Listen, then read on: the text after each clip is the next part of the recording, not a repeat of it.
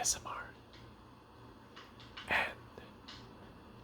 as you maybe guessed from the art, well, I suppose if you clicked on this video, you already know it. But we got our part three. I believe it's part three of the Battle for Baldur's Gate, Commander Legends, Dungeons and Dragons, Magic, The Gathering, Set Booster Opening Extravaganza. Yeah, so you already know what it is. We're going to be going for about an hour, and it's what time is it? I think it's like 11 o'clock. So there may be a bit of background noise going on, but I think my fridge always makes noise. I don't notice it because, like, it always makes noise, but when I'm checking the video, I'm kind of like, yeah, you can tell then. But anyway, that's life. Actually, real quick, let me pull out and unplug my fridge for you guys. Come on. You didn't believe that, did you? Oh, also, you may have just heard that sound. I will stop doing that. In the last one, I was using, putting my coffee cup on the piece of equipment my phone was filming with, and it was making quite a loud noise. I edited out the most jarring of them, but yeah, so I will stop doing that. So alrighty, let's get right into it. So as you guys saw in that first zoom in was actually this card, our first card, which is a land.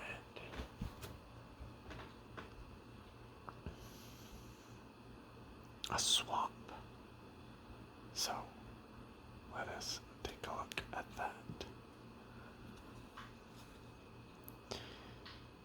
The sudden sinkhole was surprising enough, but nothing could have prepared you for the ancient city that was hidden underneath.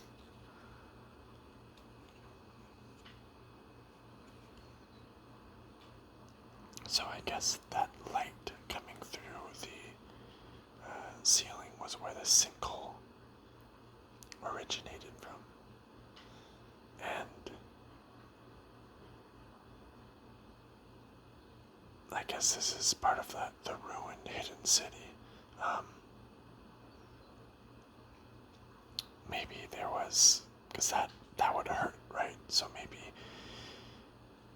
they have high dexterity, and they were able to, land on their feet somehow, or possibly there was a mage in the group, cast a slow fall on the group. But that's a big sinkhole, a real big, well, actually maybe they didn't fall in. Maybe the sinkhole opened and, they were able to scramble out of the way, and then afterwards they peered over the edge and was like, whoa. So, we don't get a lot of detail, but, I'm not sure what kind of architecture this is. Would this be dwarven? I don't know. I don't think so.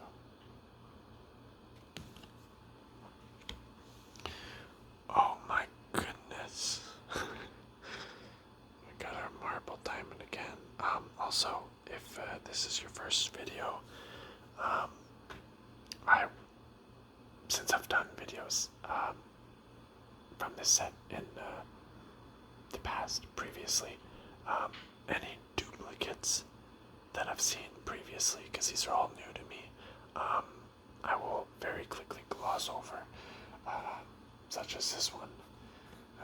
I have already, or we, whoever has been following along, we have already seen this beautiful card. It's a marble diamond.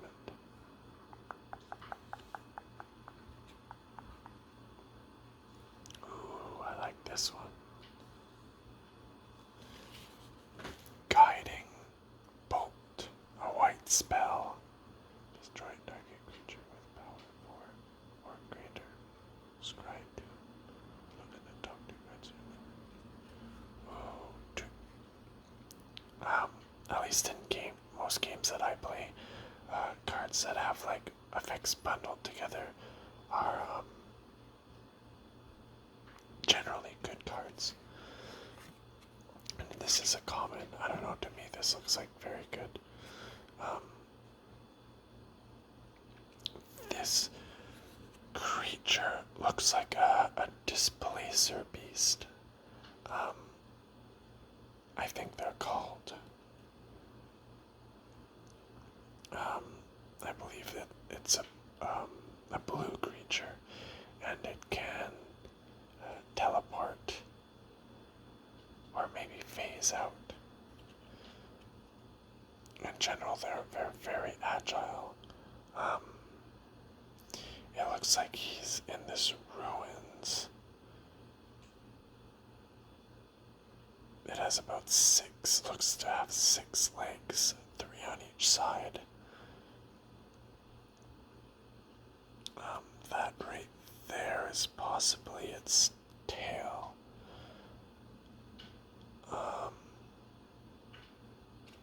Because he has these, I don't know what you call them, they're like tentacles, but tentacles, spiky slammers.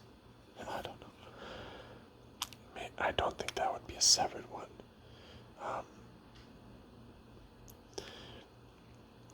This guy definitely looks like a cleric, or could be a warrior monk. I don't know if that's a class, but anything's possible, right? So he's wearing, some plate gear, but also a lighter robe, and guiding bolt would be the spell that he's casting. So it's a holy spell, I would say, and I believe it would seek out its target. And I presume that holy spells do additional damage or have additional effect against unholy creatures. However, I do not think this is an unholy creature. I think it is just a beast, a temporal beast.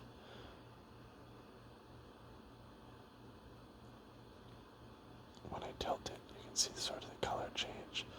So I like to see, like, he's just sees the beast and down he casts it. It's definitely some sort of underground dungeon or city or something. As you can see on the wall here, it looks like kind of like mushrooms, fungus is growing. I don't actually know where displacer beasts make their home, but I presume I don't know if they have echolocation either, but I presume if he's seen this area, he can blink sort of through any closed door. As for the battle, honestly, I would think that this guy alone would be in big trouble, but he doesn't seem too stressed out. And the beast does look like it took quite a bit of damage. It looks almost pierced through him right there. Oh, that's my stomach. That made a noise. I don't know if you heard that. Anyway, I don't know. If it wasn't for the insane amount of damage that this beast seems to be taking, I would have thought that the beast had the upper hand. But I guess if you can the cleric can avoid the death blow, like as the beast sort of like uses the last bit of his energy to try to maim his foe. Then I think the cleric probably has it.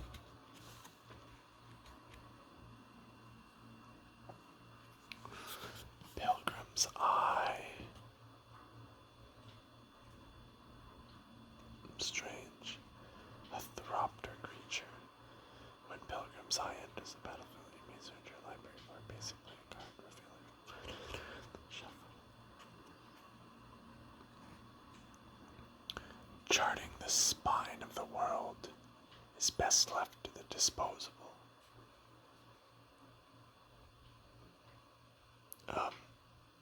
This I presume is a reprint, because I've seen the card Pilgrim's Eye before, and it looked kind of like I don't know, like a little paper plane sort of contraption flying. But it was essentially the same card, I guess. So it says about charting the spine of the world. So I'm guessing this is like a mountain range, which is very treacherous. Probably the terrain, probably the weather, not much food or water to be found, and who knows, maybe there's some sort of creatures or dragons or drakes that live around here, and as it says, it's best left to disposable. This looks like an automaton, a mech, a construct, something artificially built. It does have the form of like a porcupine or a quill beast, but that's probably just so that whatever's out here is dissuaded from destroying it, so it can actually map and send the data back to its creator. I wonder, does it have to make it back in one piece for the data to be retrieved, or is it, do they have Wi-Fi in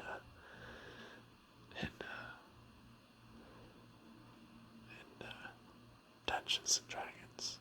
I don't know what the world is called.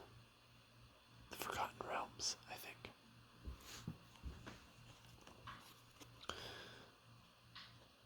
There seems to be something. Focus there.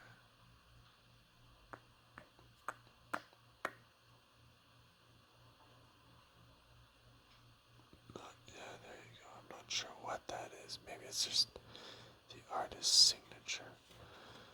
But, yeah, see the blue parts, I think, is what sort of what powers it. So it has extra power in its arms for climbing, and in its eyes for its vision to capture in camera. And you can see also in the little like flying blade on his back, which I'm guessing is retractable. I'm guessing it lands from time to time. It can investigate caves and stuff like that. Otherwise, what would be the point of having limbs? But once again, my stomach's going crazy here. It's very bleak, the landscape.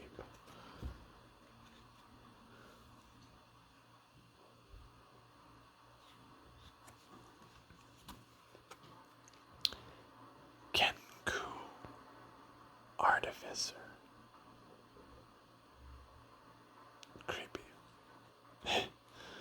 It's a bird artificer. Homunculus servant. When Kenku the Artificer enters the battlefield, 3+1/+1 counters on up to one target. Non-creature artifact. Non-creature artifact. That artifact becomes a 0/0.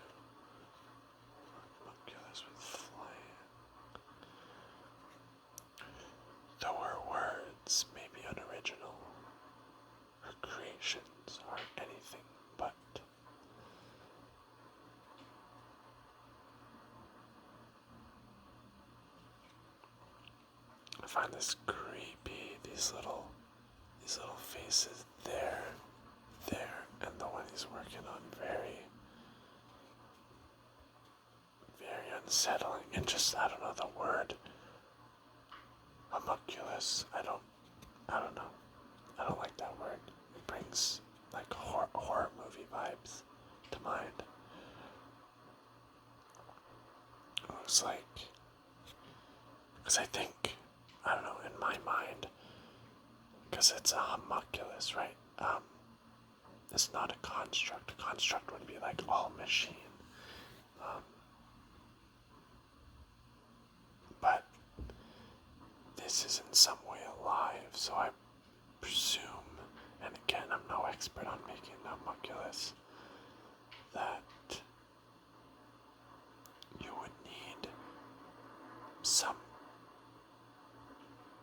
like a sample of something alive, something living, to give birth to this homunculus.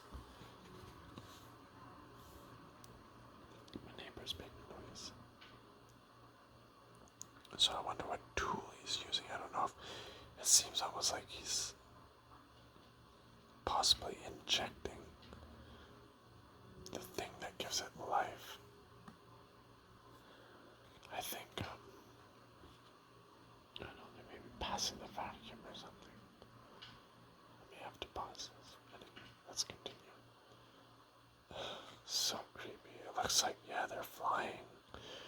He puts little wings on them and, like, he's in a little workshop. There's something with these, blue, sort of wispy, I don't know if it's magic or energy. Maybe he, like, distills life force from himself, or, like, prisoners, and then that life force is, infused into these creations, these vessels.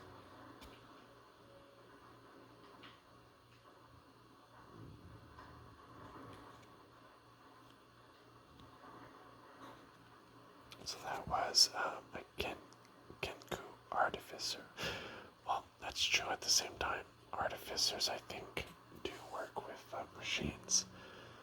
So maybe it's like mostly machine, but it has like a basic brain or something, and that's what takes the life force.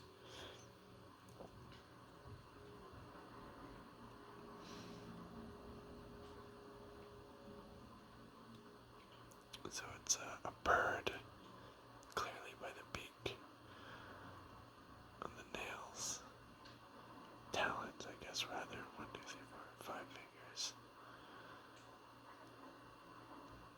Then you've got the classic monocle.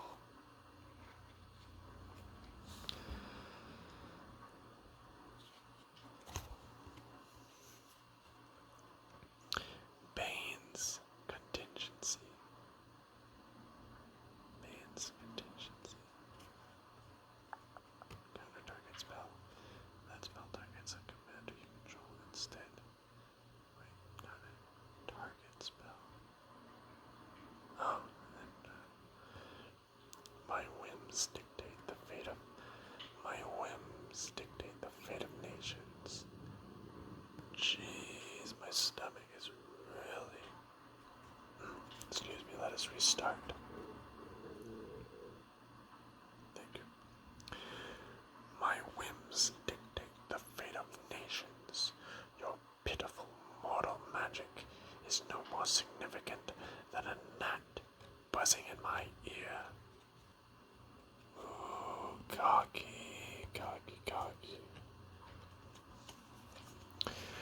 He's definitely a noble. He speaks like one. I think,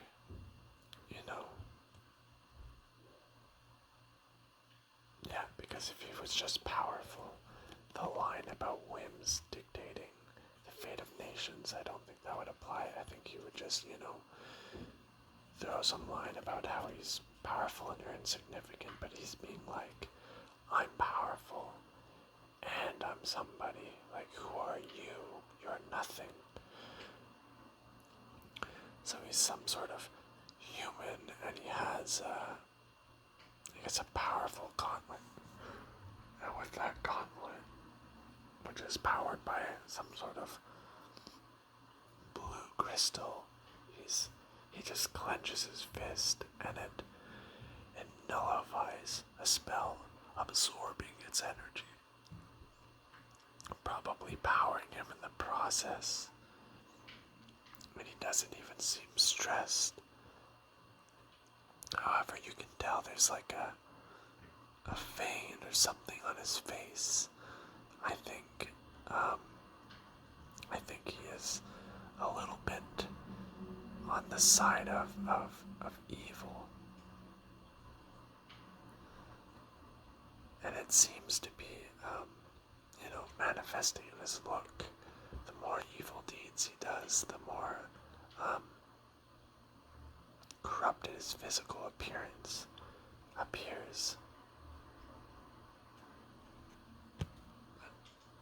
Then again, what's that? That's not as weird. Because we got more sort of cracks down here, but that's not his skin. I'm gonna still stand by with what I said. Very cool. Got a lot of blue cards.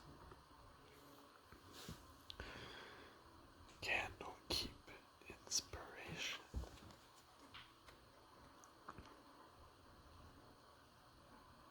Candle keep inspiration.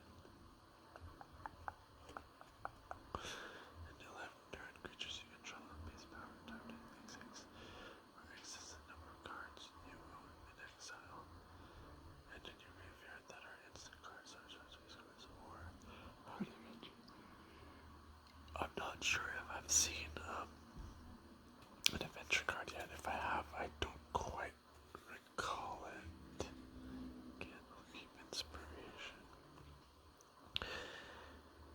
Tales of heroes past galvanize the heroes of the future.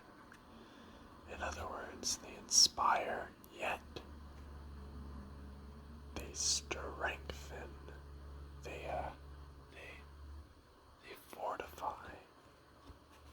They embolden. So this looks like a group of scholars just doing that. Well, more than scholars, they seem to be mages, gifted in magic, and they all seem to be reading books with telekinesis. Oh, there's 1, 2, 3, 4, 5 of them. Reading books through telekinesis and knowledge of the past. Yeah, I guess becoming emboldened, empowered, galvanized, as they say. It's not a word we really use. Honestly, I'm putting up my interpretation of the word. I haven't actually looked it up. But can you use that these days? You know, I don't know, say to your friend, yo, that really galvanized me, man. Like, let's go. I'm feeling so galvanized right now. Or come on, man, galvanize me, give me something. Maybe we should bring it back.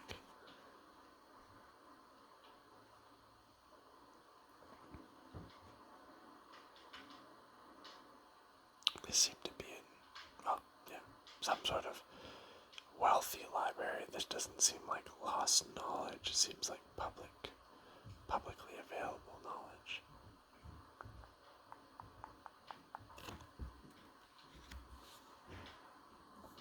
Another one.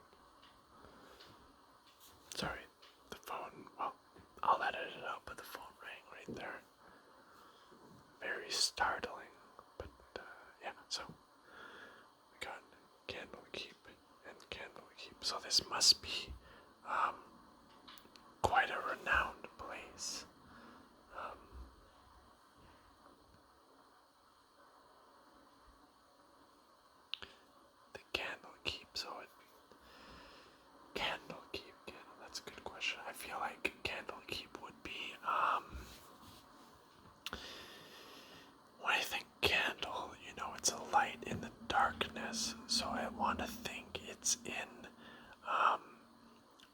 a place that is not habitually inhabited by humans or is otherwise very, I guess, rural, maybe a bit dangerous, hostile, possibly. So Candlekeep would be like a city that, yeah, well, wait, Candlekeep, would it be a city? I think it would be like, yeah, sort of, I guess, a small stronghold.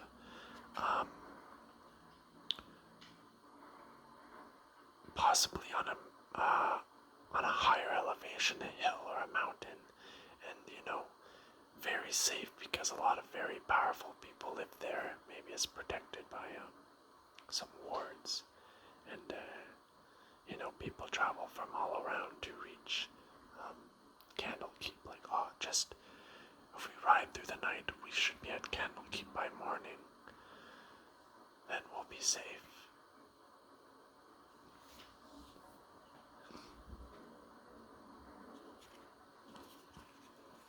So this is Val, Candlekeep researcher,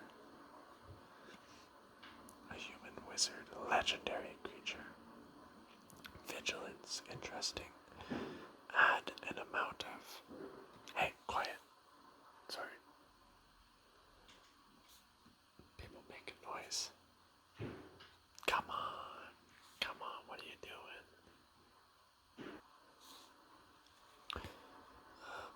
Alright, add an amount of colorless mana equal to Val Candlekeep researcher's toughness. This mana can't be spent to cast spells from your hand. So I guess you cast spells from your graveyard. Once again, you get to choose a background for her. I presume this is can go in a very niche deck. Offhand, I can't think of anything specifically crazy to cast it. I know some spells have flashback. I guess that would be handy, but it would have to be a very tailored deck. So we have Val. I think it's a nice name, and she's in now. See, she's not in the Grand Library, so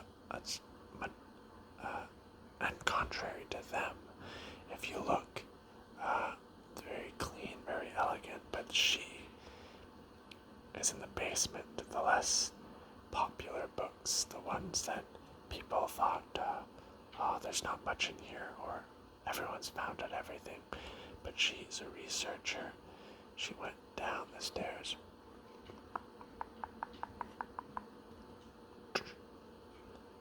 Down here, and she's casting some magic to have the candle follow her, and sort of levitate, telekinesis. And you can see there's spider webs all around. Not many people go down here, and many old books. And she has one in her hand. Oh, no. They started vacuuming. I'm gonna attempt to finish this card so I can keep my train of thought, and then we'll pick up after they're done vacuuming. So she seems to have already found something, but is looking for something additional for her research. She has robes on, so it looks like she is purely doing research and doesn't really look equipped for battle. I think it's done. I'm sorry if you guys are getting motion sickness from this card, like jumping around with every cut. But bear with me. So yeah, we talked about her robes. So yeah, I don't think she gets out and fights. They seem to be, and the color, I presume, has something to do with the rank. Their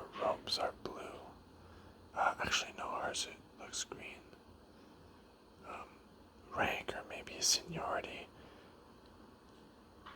I think green is above blue because she looks older, so does she. She looks fairly young. Her as well looks fairly young. She has dark hair. I mean, she's older, but like, she's not old, right?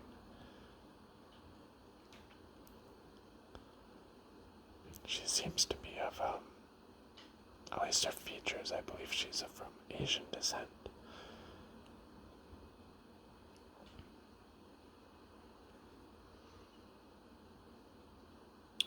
Nice card. Next we have Stone Skin.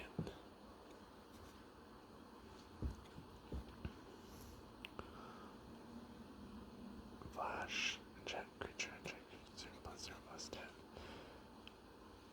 Is it just me, or does this seem very strong? Very strong. I don't know, I'm used to seeing for like 3 mana, like +1/+3, or I don't know, something like that. Oh, this is huge. And this is like permanent, right? It's not like until end of turn. You know, and flash means it can be played at any time, so, you know, you got a little elf fighting like a large, I don't know, minotaur with a scimitar blade, dual wielding. And then he goes to swing, and then boom, Stone Skin activates and just hits him and sort of sparks and brushes off. Oh, nice shot. I almost felt that one. Very cocky like. So yeah, this is an elf. I guess in general you think elves are high dexterity, you know, acrobatics, not very hardy, I suppose. So, but I guess, you know, he had Stone Skin, so he activates his Stone Skin, puts up his arm, and what would have normally cut his arm clean off, you know, just grazes off, and he sort of taunts his opponent. Oh, nice shot. I almost felt that one. See the texture of his arm, and it's sort of moving up, you know, everywhere. It's just, you know, his ears, his nose, his eyes, and a bit of his lips that don't seem to be fully stone. I'm guessing this is, well, in the game it is permanent, but I'm guessing in the world of Dungeons and Dragons this would be, it would last a fair amount, but I don't think it would be permanent. I suppose it's possible to have permanent Stone Skin, but in the case of this elf, I don't believe it's permanent.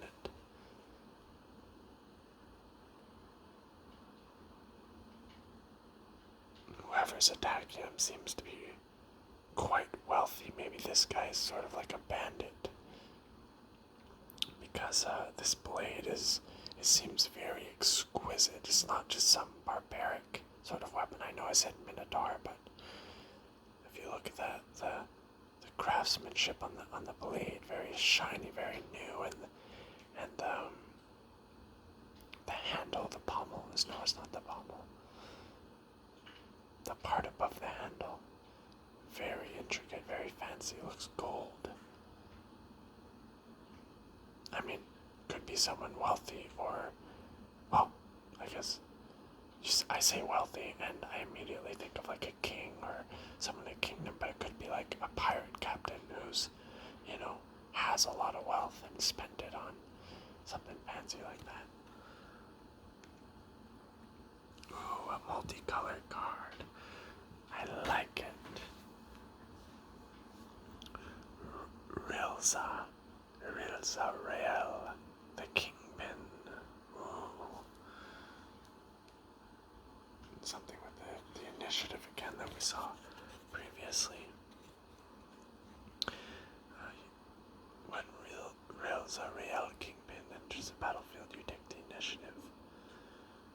Death touch. Whenever you attack, target attacking creature. Whenever you attack, target attack gets death touch until end of turn. If you completed a dungeon, that creature also gets +5/+0 against first strike and menace till end of turn. If only she had a background. I say that because she seems cool as heck. Because it's whenever you attack. It's not whenever this creature attacks, right? So she can just chill back.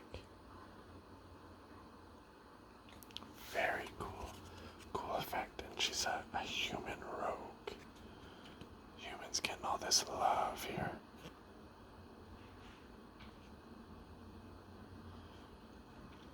Seems to be, where is she? She's in a city somewhere. You can see the background of the city there. Some, I guess, power lines or rooftops. She seems to be... I'm guessing it's somewhere on a rooftop. Maybe it's like a balcony that opens up to a rooftop. Because she is on the hard stone. But there's, I guess you can still see, that looks like a street lamp, possibly. But this is candles and a lantern. She seems to be surveying, I guess from a vantage point. She has a paper in her hands. Maybe it's a list, of, I guess, like, I don't know, people who owe money or jobs that need to be completed, because she is a kingpin. She's not like a little grunt, right? So she runs some sort of operation. But of course, you know, in that sort of business, you gotta be savvy, so she has herself. I guess I would call that a dagger. Sort of a long dagger. Apparently she's pretty tough, pretty hardy, and, you know, not afraid to do some dishonorable things, as the death touch might imply. She probably has her blade laced with some horrible poison.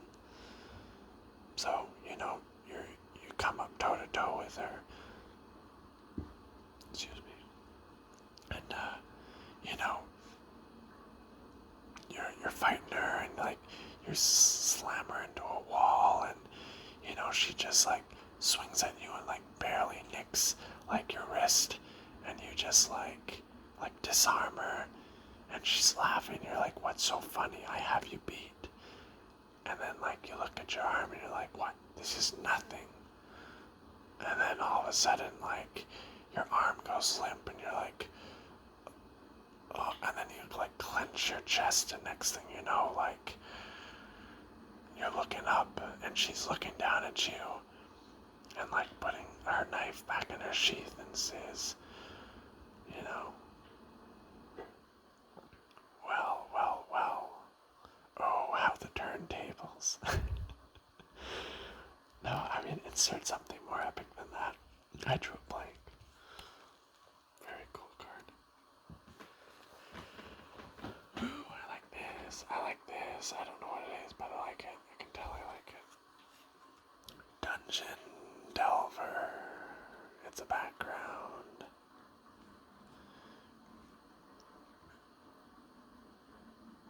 Wow, I love this. Geez, I really gotta find maybe I gotta make a new dungeon delving deck. Something that's As like I said, my dungeon delving deck isn't even blue, man. It was black and black and white and green, but this seems so good. Commander creatures you own have room abilities of the dungeon you own, of dungeons you own. Trigger an additional time. So the background story is you're driven not by lust. Wait, sorry. You are driven not by lust for gold or bulbs, but by the thrill of danger and the excitement of the unknown. Ooh, so that's risky, man. But it also, I think, is an advantage. Because that'll mean you function better in those situations, whereas if you're driven by gold, you might lose your mind and carelessly throw your life away because like the payout's so great, you're just like, I have to. Whereas this one, you want to live to fight another day because, the excitement of the unknown and the thrill of danger, well, once you're gone, that won't matter. I guess the same thing is, I don't know, I feel like it's better. I guess you could argue both sides. Once again, I presume this is a human male, based off of his stature, body type, I guess. Classic adventurer, got some leather gloves, got a nice torch, a short sword, a hood. Can sort of blend into a corner if need be. He doesn't quite look like he's in a dungeon. Maybe this looks like a dungeon door. He seems to be following runes that are etched on the cave walls. I think those are directions to the dungeon he's searching for. You can see like a spiral and something else there. Barely make it out. I think that those are more runes, and maybe this is a path. It's gonna go like that. So you would probably have to like hop down, and he would go like around the side and come out there.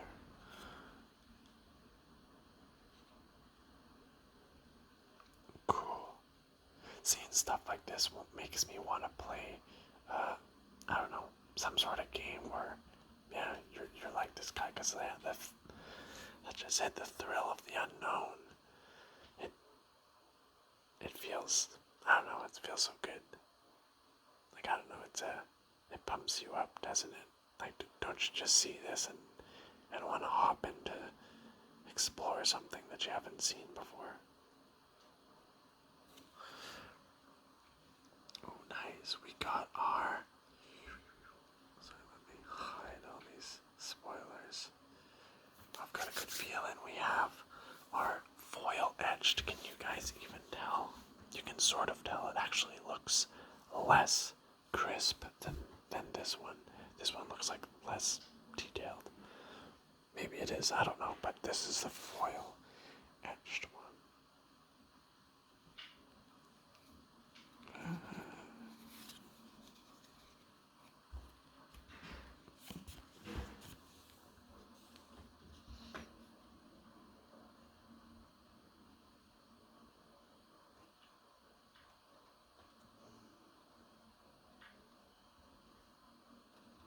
This is Gaga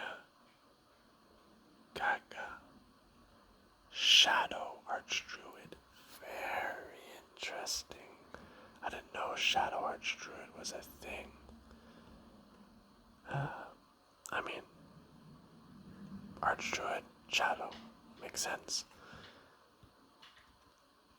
Legendary creature naturally. Whenever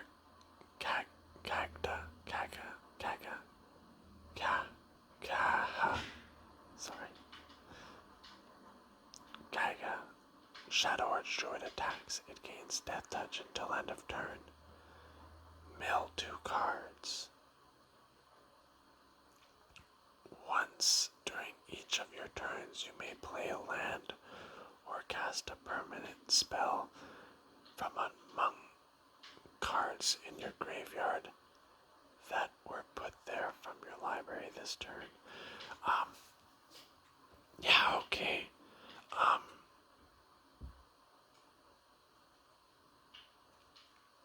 I mean, since she doesn't have death touch while defending, it's not the most amazing.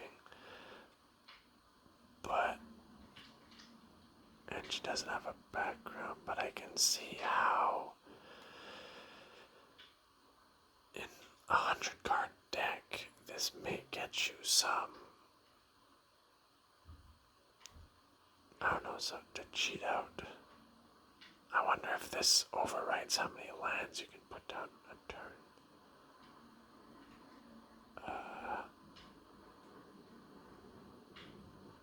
Well, that was my stomach. I don't know, that's a good question. A permanent spell. So I think I've said this before, but I believe, and again I could just be wrong, I believe that a creature is a spell. It's a creature spell, and it's a permanent, right? A sorcery is not a permanent spell because it doesn't last, right? It gets cast and it goes in the graveyard. So it'd have to be like an enchantment or something. So I like the color scheme is. I haven't noticed from the other foil etch, but this is like gold, gold, gold. It's very, very cool. I mean, and the texture is different as well. I don't think the camera gives off the true effect of the foil etched. I think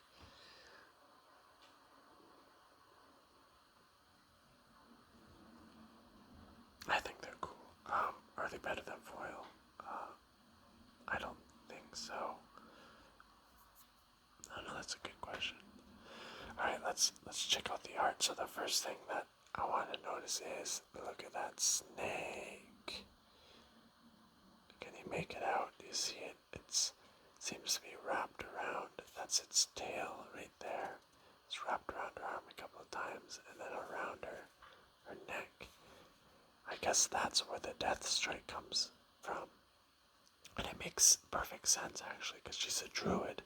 Druids can, that was my foot crack. Druids can commune with animals. So when she attacks, that snake lashes out. Insert snake sound. Hey editor, insert a snake sound there. That was a joke. I don't have an editor. And yeah, the snake will bite them, and that's where the death touch comes in.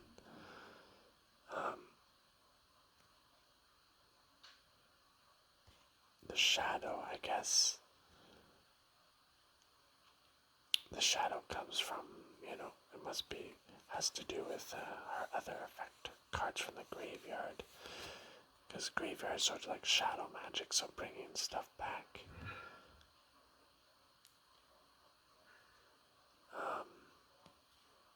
She's in some sort of ritual chamber.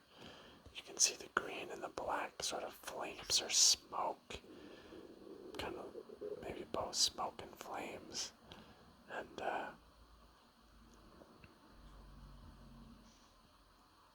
it's definitely very, very,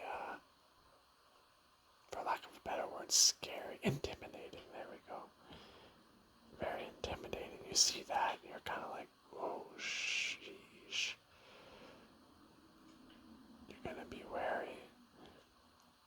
She has orange hair.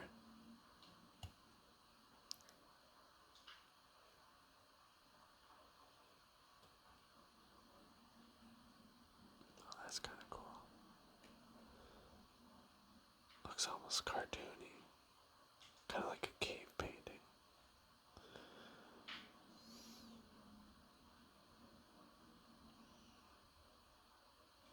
I think that shows off the foil etched pretty good. Still very young. I would imagine I wouldn't say she's evil, I would say she's more chaotic than lawful, than good or evil. I think she's chaotic.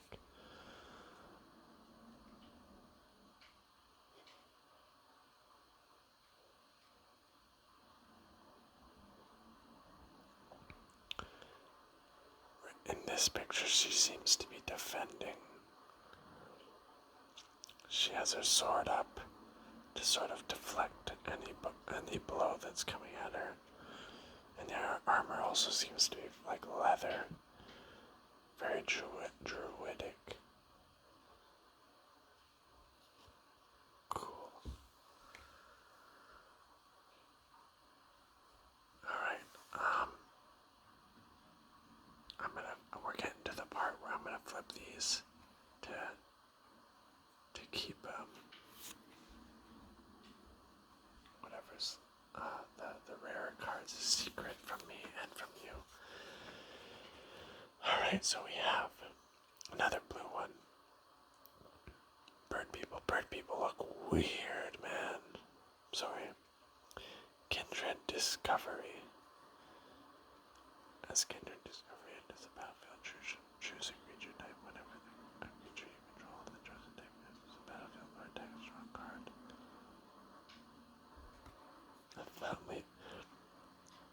A family that welcomes birds of all feathers. Got that little shiny bit at the bottom. But this time it's a little white in there.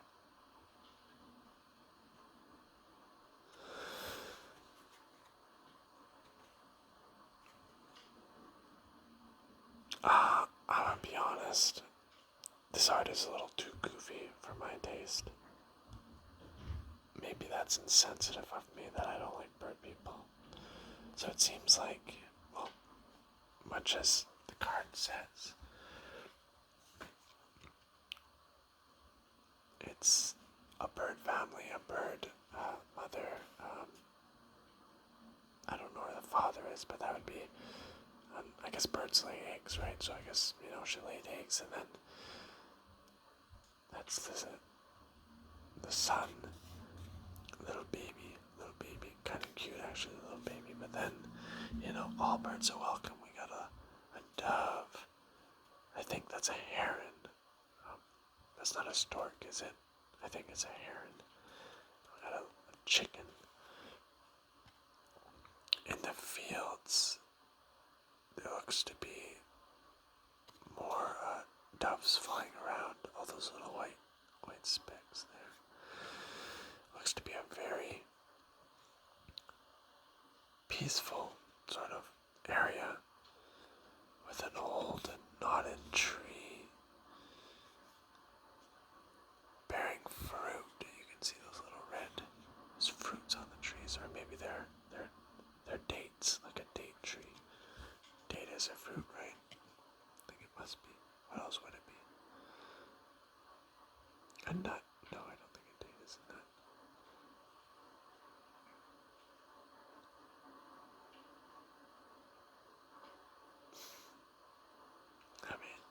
Oh yeah, it looks, she has a bowl of dates. And, she's sharing. Or at least I think she's sharing. Maybe this guy is just coming in and like, yoink, stealing. I don't know, these bird people are very strange. Like, they have hands, they have like really big beaks.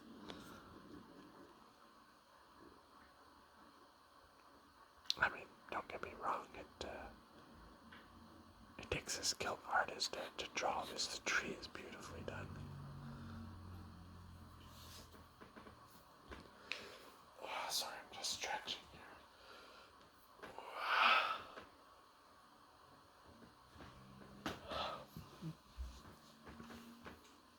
I guess we could check this one out real quick. I think I probably already showed it. This is the dungeon delving. I think the Undercity was the new one. You can't enter this dungeon unless you venture into the Undercity. I think that is something. I sort of forget, but I think it has something to do with the initiative, this one. Oh, you guys can look at it. We'll grab the next one. Actually, we'll grab the foil first and save whatever the last card is. Oh, the foil. I sort of saw this one. I don't know if it's the only foil. This is plains. Jesus, I hope that my stomach is good ASMR. I don't know what's wrong with it. It should not be. It should not be hungry at this time. Bad stomach. Maybe it's all the coffee I drank previously. You've heard rumors of bandits along the coastway, but your journey so far has been surprisingly uneventful. Beautiful coastway, bright open skies, wispy clouds. You can see the shadow here, but then the sun here and here. But look at that.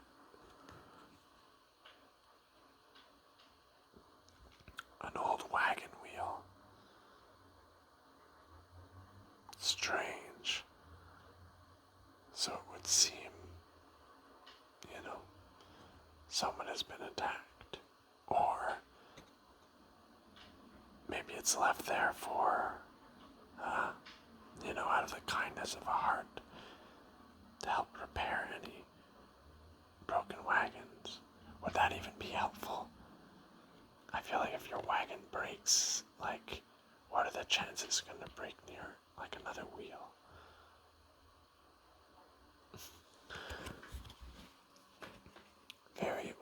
This is plains. It's very flat, very open, not a lot of trees.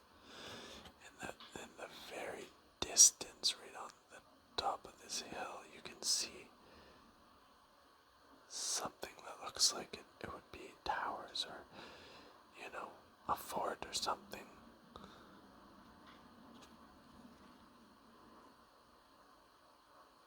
The temperature must be nice there, and the road is you can see the cracks from the heat.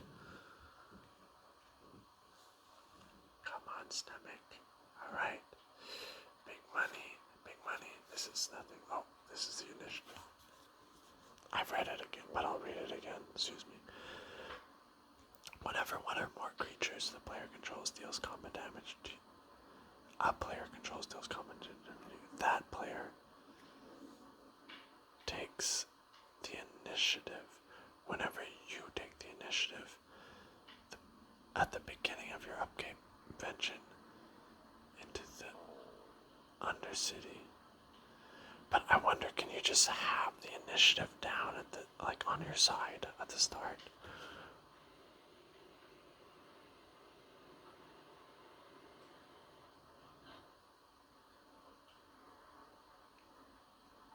Maybe this is not the time for me to be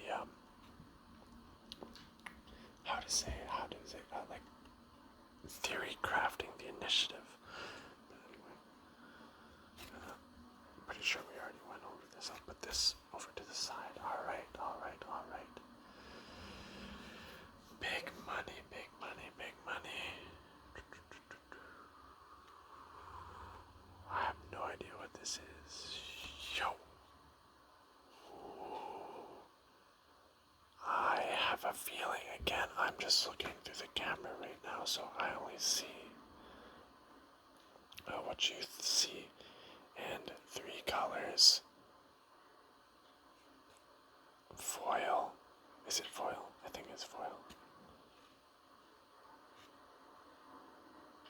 Maybe it's not foil. No, I guess it's not. I believe this to be, I'm gonna say it's a legendary. Well, we'll see together. This is Bane, Lord of Darkness, blue, white, black, and cost 1, so he's not that expensive, but he does cost 3 colors. Oh no, he isn't legendary. That's still fine though. He's a god. I am a god. You will respect my authority.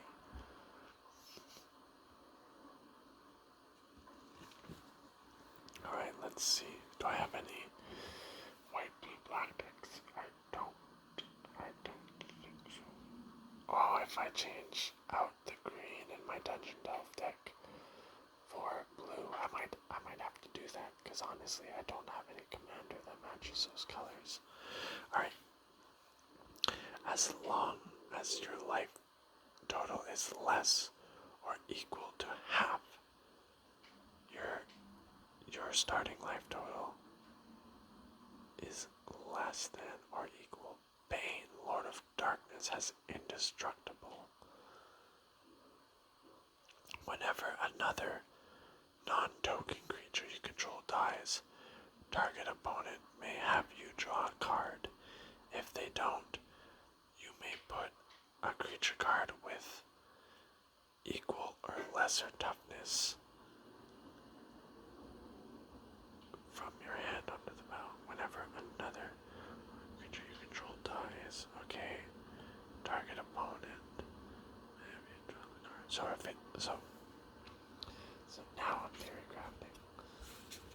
So let's say she dies. Obviously she wouldn't be in the deck, whatever. Her toughness is 4. So my opponent can make me draw a card, which is good for me. Drawing cards is good. But if they don't, then I get to put a creature card with equal or lesser toughness than 4. So toughness 4 or less from my hand onto the battlefield. Which it's not. I mean, that's good, but it's not that good, because I feel like card draw is sort of more valuable, unless this is played in a big creature deck in which you're playing maybe like one big creature a turn. So yeah, you're not emptying your hand really fast. It's definitely it's a cool card. And the indestructible is kind of cool. Sorry, I'm yawning here. Oh, I forgot we haven't even looked at it yet.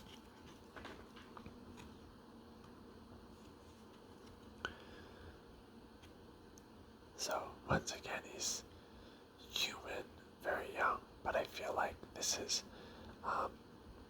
unnaturally long life he has gained.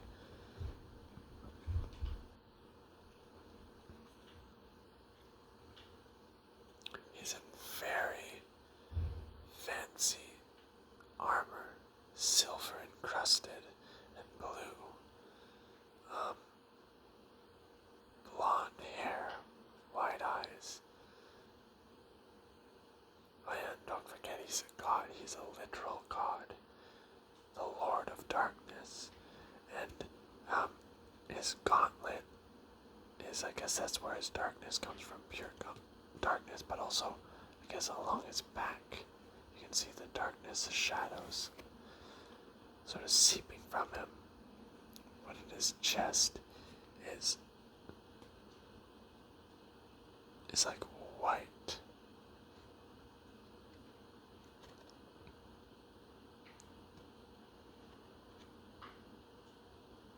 So like white energy.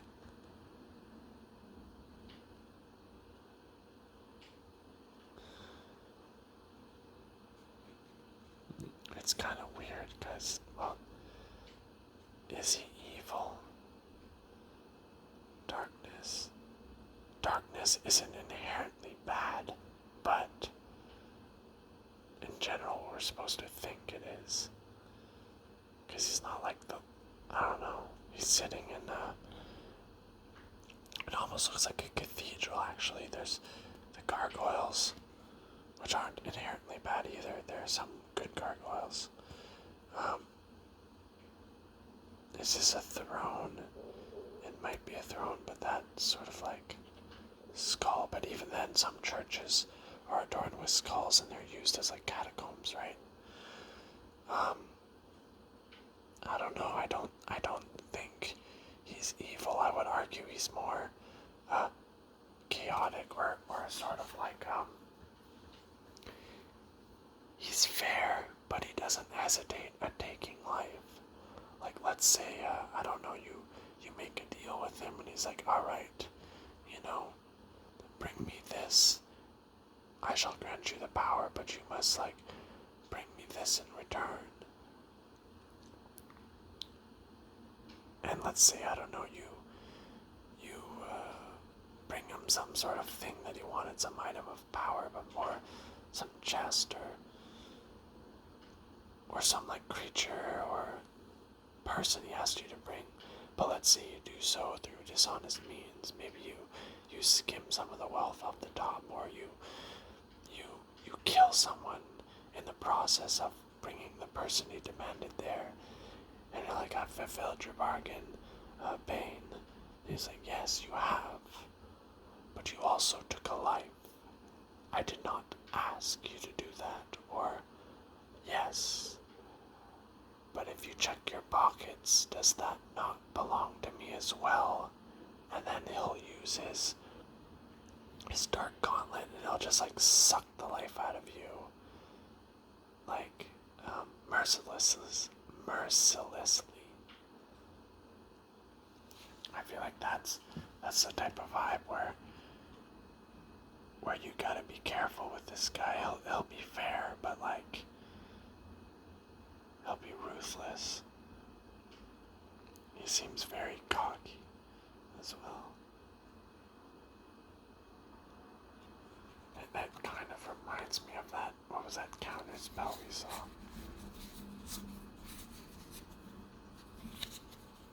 Wait a second.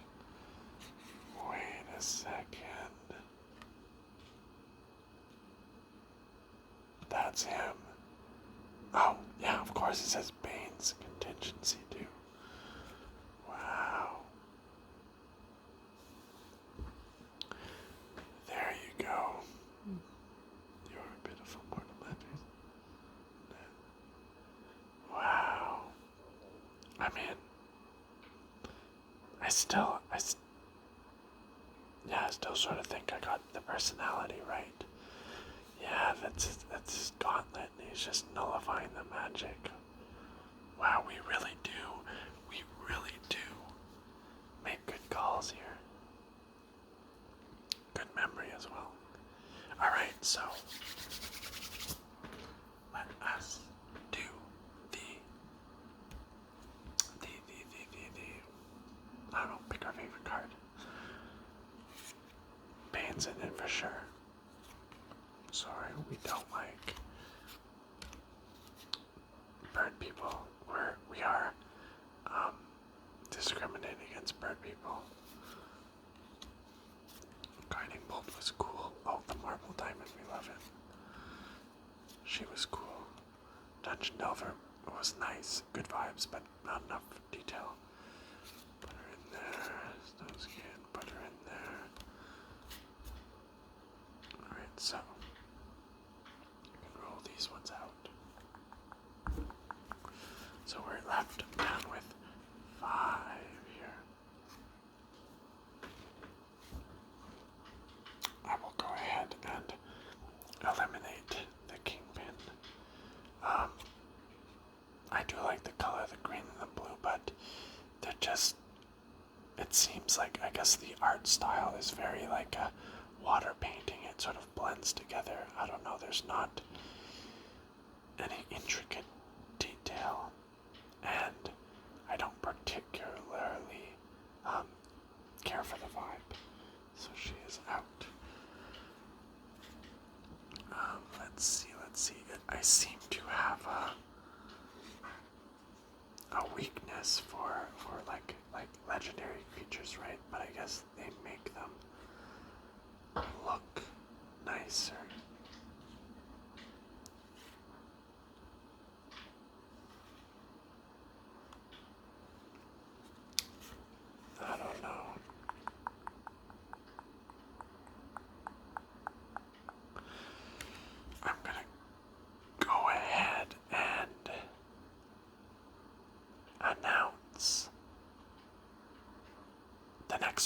eliminating Mr. Bane, Mr. Bane.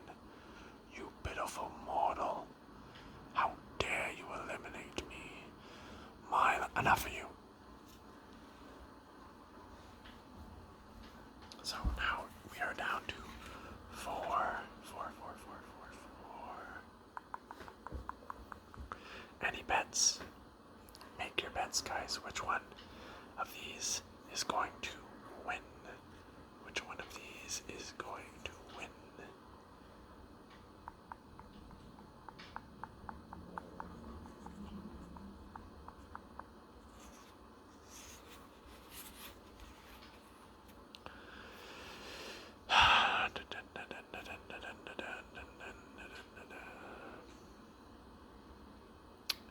It's tricky, man. It's tricky.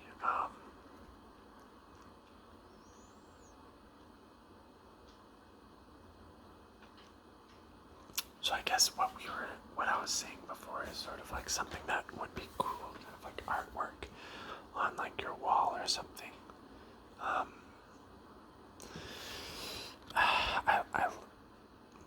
I like this one. I like this. The snake is cool, and like the colors are very neat. But it's just maybe, I don't know. There's something. I guess it's just something's missing. I'm not sure. It's with great pain that I have to eliminate this one, but definitely a good card. Our top three. I mean, if you've watched my other videos, you know Marble Diamond is a tough competitor. Always makes it into the top, man. Always.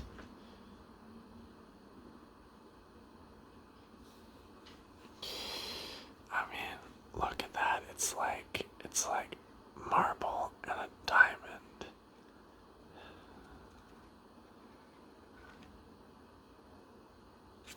Get out of here. Get out of here. That was a joke. We don't like marble diamond, just in case you're wondering. So, again, I know this was the first card, but like it tells a story, right? And you get like sort of an epic battle, and the way the creature, I don't know, it's like, it's not 3D, but you sort of get this closer to the camera, him farther back. You get like the whole area, the arena, and like imagine like seeing this like as an art piece on the wall. It would definitely be interesting, and like have interesting colors and different places that draw your eyes. And then we have this one, which is just a very like sort of cozy, mysterious vibe, and lots of detail. The art style is definitely different. This one is like kind of like that watercolor feel. Who was the artist? Hallie Urel. I wonder who was the artist on the other one that I said was watercolor. No, it wasn't the same person. But see, like you can't really see the details of that guy's face. But like I guess I didn't say it before, but look at the engravings on that door, and the silver and the gold. Very nice. Well, unfortunately this time will not be an upset. I feel like last time was an upset of what I thought I was going to pick, but I really do love Guiding Bolt, but I'm sorry. I mean, Guiding Bolt is actually, it's hard because it's actually really good, and that would be like a really cool like art piece to have on the wall. Like, okay, yeah, it's a little nerdy, but I feel like if you had this on the wall, it's not terrible either. It's like, because it's not quite a portrait, right? So you'd kind of be like, why am I looking at a random person looking at books? I'm just gonna have to do it. We're gonna have to take out the guiding bolt. I'm sorry. But Val here, just, I don't know, just the amount of detail, and if you look at like the facial expression, it's just like super well done. Like her eyebrow, the way it's arched, she's sort of like looking at, like curiously, like, is this the one? Putting her finger on it. Shout out to David Gallet. It really amazes me how, like, I don't know how someone can come up with a concept and just make it so beautiful. Just like and the setting, it feels so like 3D. You have like the stairs in the background and like the spider webs, and you have like her in the foreground. There's like stairs going down here, so her feet are probably like way down there. And I think, like, once again, like, if you would take away, how do I do this? If you would take away that candle, I feel like that you lose a lot of the effect, but just like that blue really pops, really helps the whole thing pop, and like, I know, it's really cool. And the green as well is a nice touch. So let's bring our boys back, our previous winner. Once again, we have that blue. Do I just like blue? I didn't think I liked blue. That blue pop. This one we had the flowers that were really nice. The bears. Just real quickly. Hopefully this isn't spoilers. Watch them in order, guys. No spoilers. But yeah, this is our top three. She will be honorably sleeved. Afterwards, as you can see, you don't get quite the amount of detail when the sleeve is on. Let's get the ultra close-up going on. Beautiful, beautiful, beautiful, beautiful. This is Val, Candle Deep, researcher.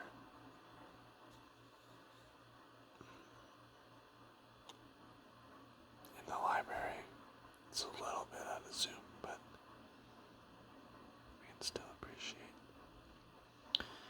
In the basement sort of archives.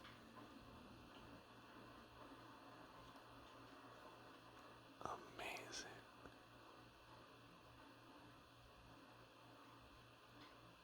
We love it. Oh, with that ambience. Now you see my fridge is off. My fridge is off. The neighbors are quiet. Let me turn down. I got my other fridge. Okay, I'm not rich. I've got a mini fridge. Just a little mini guy, and then I got like a normal one. So now my mini fridge is making noise. Do you guys hear that? It's crazy. Sometimes the world's a lot more. You don't even notice sound sometimes.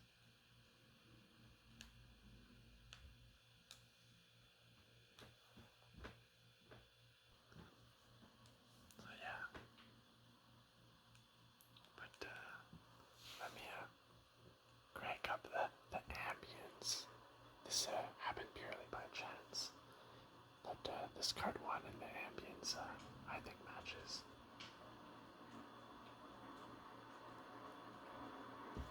So, thank you very much, guys, for watching. And let's give a hand. Let's be clapping. A hand to our winner. A stormy evening outside. Val makes her way down to the common rooms. The other students, they're sleeping, or the more ambitious ones are in the great library looking through the most popular volumes. Val, however, realizes something the others don't. She's a researcher and knows that powerful knowledge is often overlooked. Thousands of books lay forgotten in the archives below. She casts an enchantment on a candle and begins walking through the castle, down into the depths of the basement. She browses until she finds exactly what she's looking for.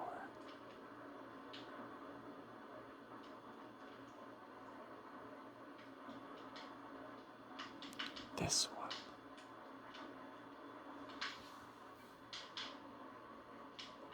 This one has the knowledge I need.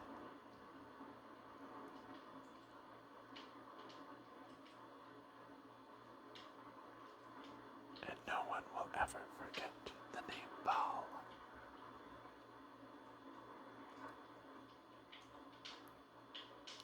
So thank you guys for watching. And we still got more to go.